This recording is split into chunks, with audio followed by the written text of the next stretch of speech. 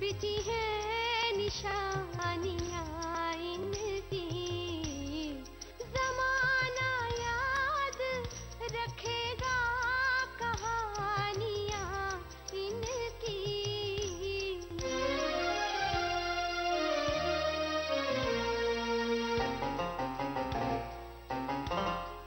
सुनाई देते हैं इन पत्थरों में अफसाने, ज़बां बनी है यही बेज़बानियां इनकी।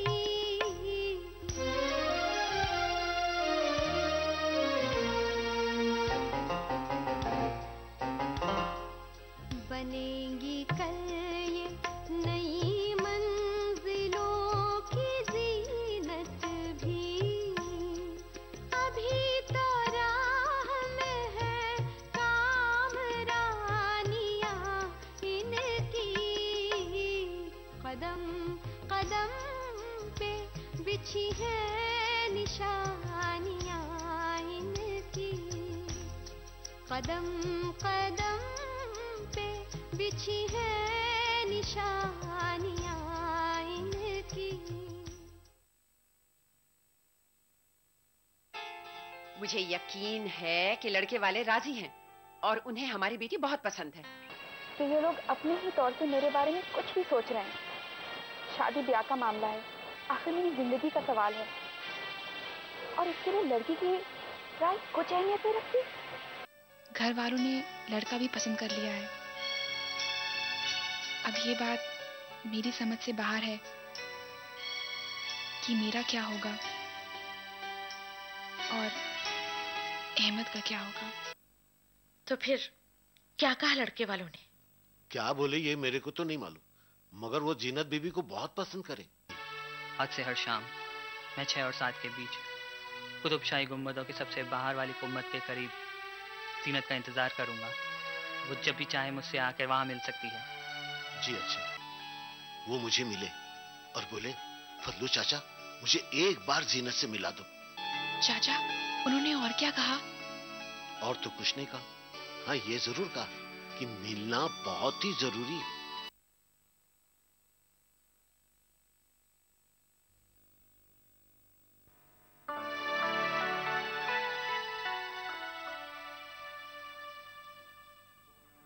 सरकार, गुस्ताखी माफ। एक बात बोलूं? हाँ बोलो फजलू, क्या बात है? एक साहब है अहमद, जो अपनी अजमत महल की उफ्तादा जमीन देखना चाहते हैं। क्यों? वो बोले जमीन देखकर ही आप लोगों से बात करेंगे। बोले वो हमारी जमीन क्यों देखेंगे और हम उनसे क्या बात करेंगे? आखिर वो हमारे हैं कौन? वो क्या बोलते सरकार उसको, वो आरटी याद नहीं आ रहा सरकार, मगर वो बोल रहे थे अजमत महल की जगह बहुत बड़ी बिल्डिंग बन सकती है, दुकाना बन सकते हैं, ऑफिस बन सकते हैं, बोल रहे थे। नहीं, वो सब हमको नहीं करना है। इन बातों को भूल जाइए। आप ऐसी बातें क्यों कर रहे हैं भाईजान? आप चाचा की बात तो सुन लीजिए। देखो, बात जो कहनी थी कह दी, और क्या सुननी है? वो बोल ही रहे थे कि आपने बीच में। ठीक है। फजलू चाचा, जीनत आपसे कुछ पूछना चाहती है। भाईजान, आप ये कैसी बातें कर रहे हैं? मुझे कुछ पूछना नहीं है। मैं सिर्फ ये कह रही थी कि आप चाचा की बात तो सुन लीजिए। जीनत, ये तुम क्या कह रही हो? उफ़्फ़ो, क्यों उलझ रहे हो तुम दोनों? हाँ फजलू, क्या कह रहे थे तुम्हारे वो अहमद साहब? नहीं, वो कह रहे थे पहले अजमत महल की उफ्तादा जमीन देखने की आपसे इजाजत ले लो और उनको बोलो अगर जमीन पसंद आ गई ना तो वहां पे बहुत बड़ी बिल्डिंग बनाना चाह रहे, सब रहेगा गते उसमें। क्यों बेगम, तजवीज बुरी नहीं? हाँ। तो क्या हम उसे अपनी जमीन, अपनी हवेली दे दें? ऐसी बात नहीं है भाईजान। वो जो भी साहब हैं सिर्फ अपनी जमीन देखना चाहते हैं और बाकी बातें बाद की हैं। जीनत सही कह रही थी। ठीक है, जो आप लोगों की मर्जी में आए कीजिए। फिर से मुझे ये मत कहिए कि ये हुआ वो हुआ। अनवर बेटा, अनवर बेटा,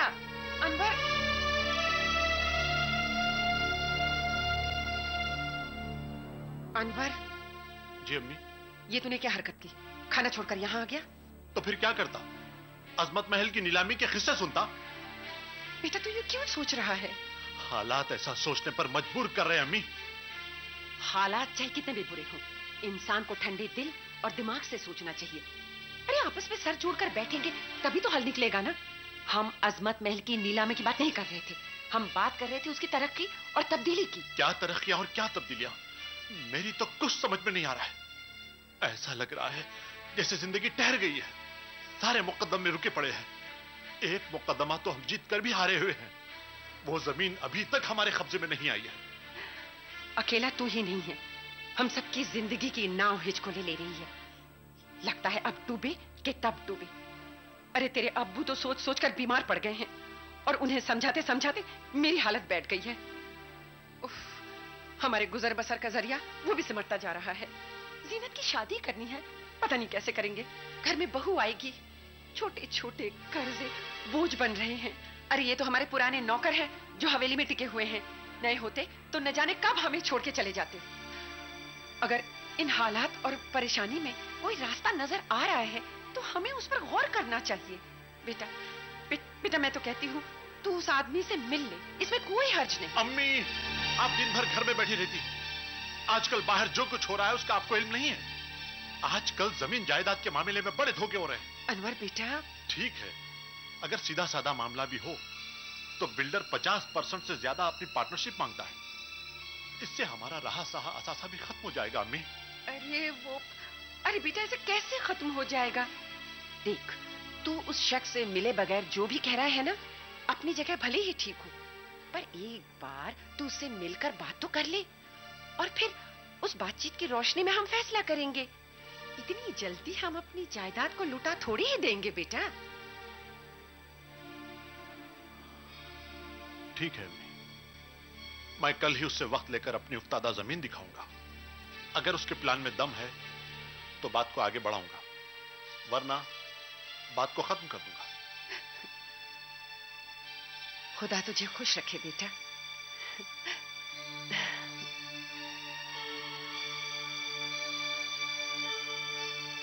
अब्बू, ये जो भाईजान है ना, उन्हें इस बात का एहसास होना चाहिए दुनिया में क्या हो रहा है, दुनिया कहां जा रही है। अरे छोटे से सरमाए से लोग पार्टनरशिप में क्या क्या कर रहे हैं, कितना रुपया कमा रहे हैं। और सच्ची बात तो यह है अब्बू कि लकीर के फकीर बने रहने से नुकसान ही नुकसान है, और ये बात उन्हें समझनी चाहिए। वो सब समझता है बेटा, दरअसल शायद उसे इस बात का डर है कि हमारी बची खुशी जायदाद भी कहीं लूट न जाए, इसलिए उसको बचाने और संभालने में लगा हुआ है। ठीक है अब्बू, लेकिन उन्हें दूसरों की बात सुननी चाहिए। हमेशा अपनी चलाने की कोशिश क्यों करते रहते हैं? उफ उफ, अब खत्म भी करो ये बहस। क्यों अम्मी? आखिर ये सवाल हमारी जिंदगियों का भी तो है ना, और हमारा एक गलत फैसला हमें बरसों पीछे छोड़ देगा। अनवर भी तो यही कहता है। ये आप इसलिए कह रही हैं क्योंकि एक माँ है, बच्चे के जरा से दुख को भी आप बहुत बड़ा दुख मानती हैं। अनवर भाईजान तो सिर्फ मुकदमों के खुशगवार फैसलों के ख्वाब देखते हुए जिंदगी गुजार रहे हैं। नहीं नहीं बेटी, वो बात नहीं जैसा कि तुम समझ रही। दरअसल अनवर हम सब के लिए बहुत कुछ करना चाहता है। अगर ये बात सच है अब्बू, तो भाईजान हर प्रपोजल पर नागभाव क्यों चढ़ाते हैं, दिलचस्पी क्यों नहीं दिखाते? और आज ही की बात है अम्मी, आज का मसला हल हो गया है बेटे। अनवर उस आर्किटेक्ट से मिलने को तैयार है।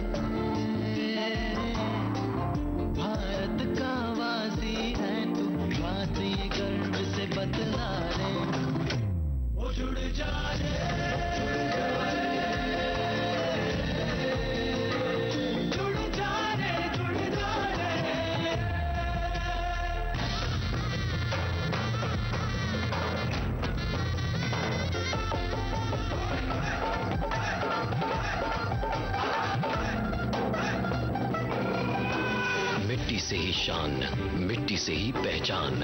तो बनिए हिस्सा नेशनल पॉपुलेशन रजिस्टर का।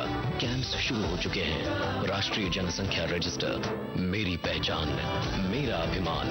भारत सरकार द्वारा जनहित में जारी। मजहब की न सूबों की न फिरकों की फकत वल्लाह के हर दिल की ज़बान है उर्दू। न दिए का है न हवा का है, यहाँ जो भी कुछ है खुदा का है। यहाँ ऐसा कोई दिया नहीं जो जला हो और वो बुझाना। सुना है रब्त है उसको खराब हालों से, तो अपने आप को बर्बाद करके देख। बहुत अच्छा है, वाह वाह। दिल से अपनाया न उसने, गैर भी समझा नहीं। ये भी एक रिश्ता है जिसमें कोई भी रिश्ता नहीं। बरसों की रस्मों राह थी, एक रोज उसने तोड़ दी। होशियार हम भी कम नहीं, उम्मीद हमने छोड़ दी। वाह वाह वाह वाह। मयारी शेरो अदब और उर्दू जबान के फरोग की जानिब ETV उर्दू की एक और पहल। देखिए प्रोग्राम अंदाज़े बयां हर पीर का जुमेरात दोपहर 2:30 बजे सिर्फ ETV उर्दू पर। तमाम रोशनी के बीच जिसने पल के नहीं झपका, जो लगातार चला रेड कारपेट पर बिना विश्वास डगमगाए, जिसकी शोहरत ने छुआ बुलंदियों को पूरे हफ्ते। मैं पराग छापे कर उस तार को लाऊंगा आप तक। दिल से इतवार सुबह 11 बजे और पीर सुबह 11:30 बजे।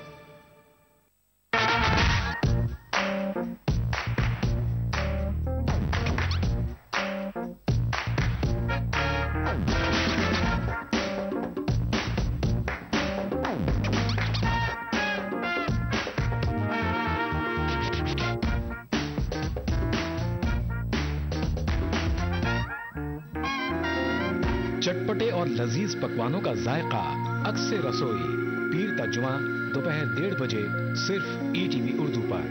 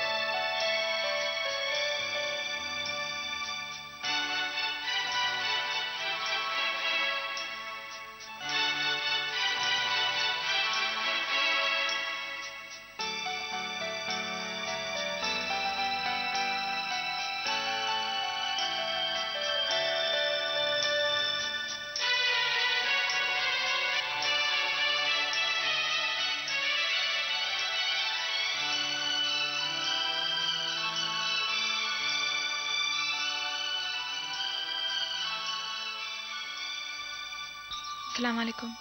वालेकुम अस्सलाम। तो वो आप ही थे? मेरा भी यकीन सही निकला।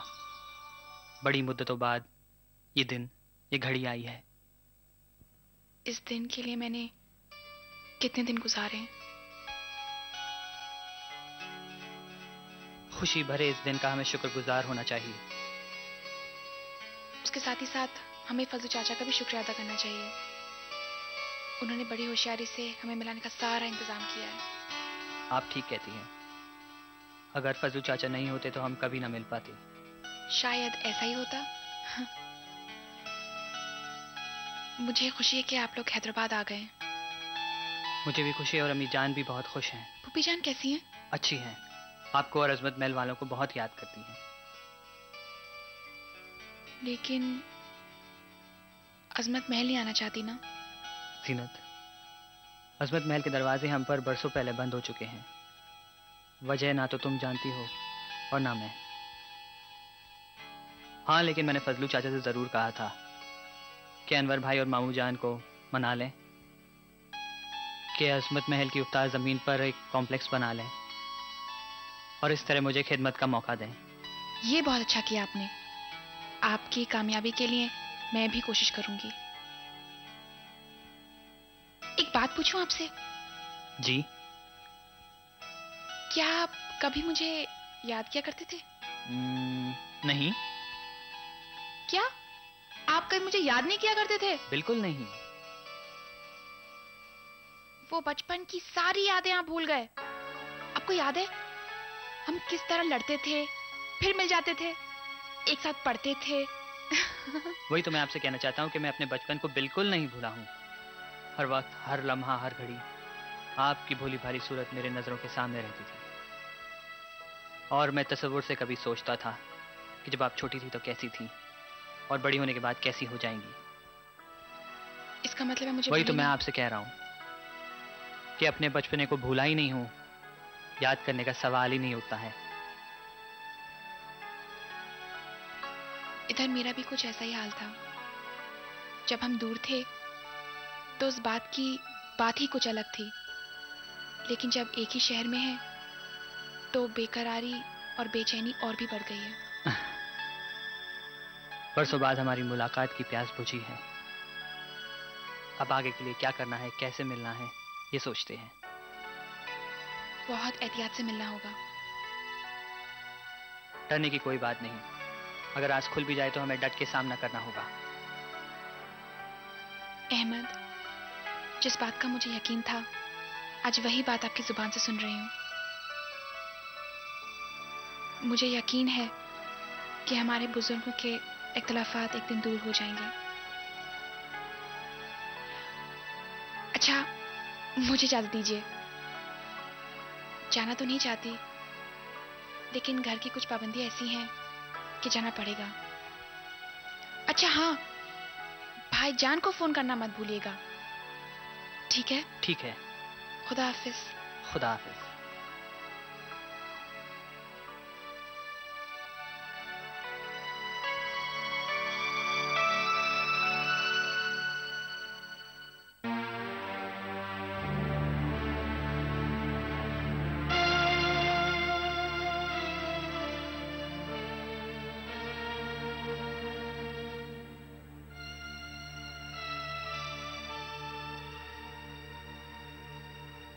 सुनो जी, मैं कई दिनों से देख रही हूँ मासूमा रातों में बराबर नहीं सो रही है जी।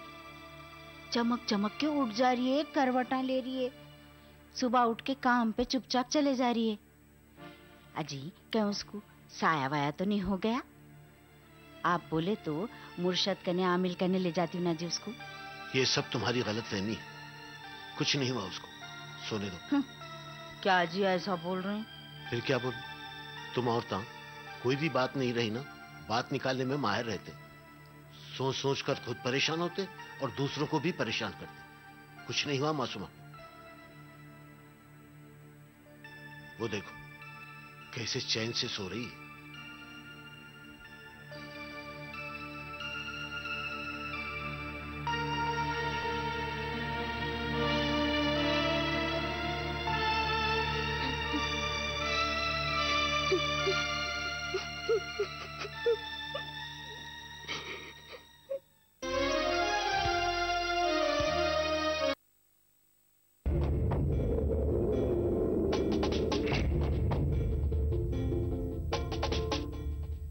तेरे देश की मिट्टी तुझे पुकारे,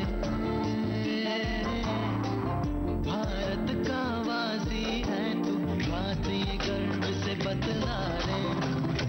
ओ जुड़ जा रे, जुड़ जा रे, जुड़ जा रे।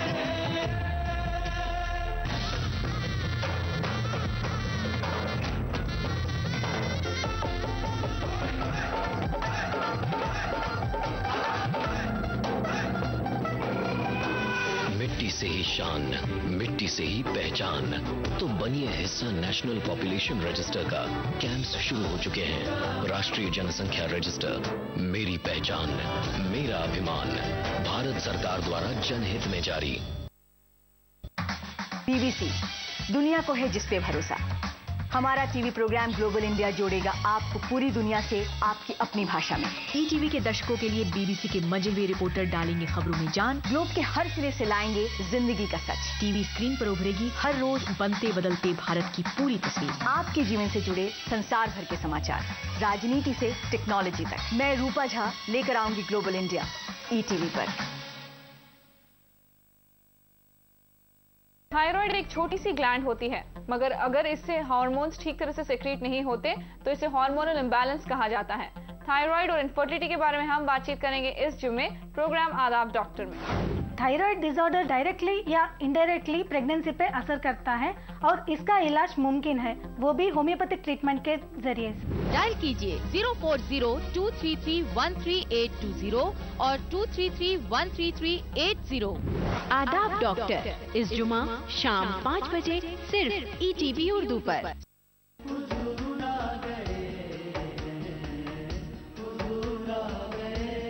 किसी दिन को सेलिब्रेट करना, उसे रोजे और इबादत की शक्ल में करना, उसे ईद की शक्ल में करना, उसे इज्तिमा की शक्ल में करना, उसे दीगर मजहबी और ईद के त्यौहार के तौर पे मनाना, ये हुजूर अलैहिस्सलाम की सुन्नत है। आका अलैहिस्सलाम की अपनी तशरीफ आवरी का दिन उन तमाम अय्याम के नसीब होने का जरिया और वसीला है। इससे बढ़कर उम्मत मोहम्मदी के लिए और बरकत और खुशी और फरहत और राहत का दिन क्या होगा।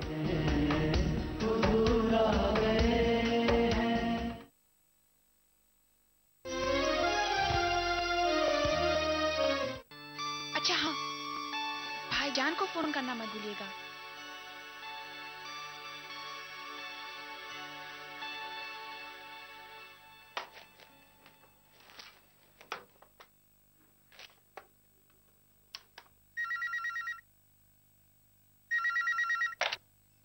हेलो। हेलो, क्या मैं अनवरुल्लाह खान से बात कर सकता हूँ? जी मैं अनवरुल्लाह ही बात कर रहा हूँ। आप कौन सा बात कर रहे हैं? अस्सलाम वालेकुम। वालेकुम सलाम। आप? मैं अहमद सिद्दीकी आर्किटेक्ट बोल रहा हूँ। अच्छा, अहमद सिद्दीकी आर्किटेक्ट। फजलू चाचा आपके बारे में बता चुके हैं। दरअसल मैं अजमत महल और उसकी उफ्ताद जमीन के बारे में आपसे कुछ बात करना चाहता था। जरूर, लेकिन आप पहले जमीन तो देख लीजिए, बातें बाद में करेंगे। कब आ रहे हैं आप? आज तो मैं बिजी हूँ, कल आप कोई भी वक्त दें तो मैं हाजिर हो जाऊंगा। ऐसा कीजिए, आप कल ठीक 10 बजे आ जाइए, मैं यहाँ पर आपका इंतजार करूंगा। जी मैं जरूर हाजिर हो जाऊंगा।